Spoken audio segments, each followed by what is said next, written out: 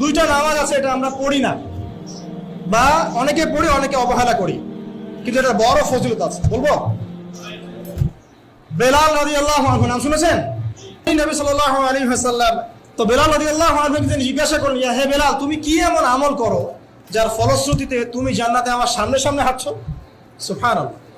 বলছেন, ইয়া রাসূলুল্লাহ, আমি তো এমন কোন আমল করি না, আপনারা যা করেন তাই করি, তবে যখনই আমার ওযু ছুটে যায়, ওযু ভেঙে যায়, আমি তখনই ওযু করি, আর সেই ওযু দিয়ে আমি 2 রাকাত নামাজ পড়ি। এই নামাজটাকে কি বলে? তাহিয়াতুল ওযু। এই তাহিয়াতুল ওযুটা আমরা আদায় করার চেষ্টা করবো, আল্লাহ পাক তৌফিক দান করুন। আর কাছে তাহিয়াতুল মসজিদ, দেখবেন অনেকেই মসজিদে আসি আমরা ধাপ করে বসে পড়ি, তাই না?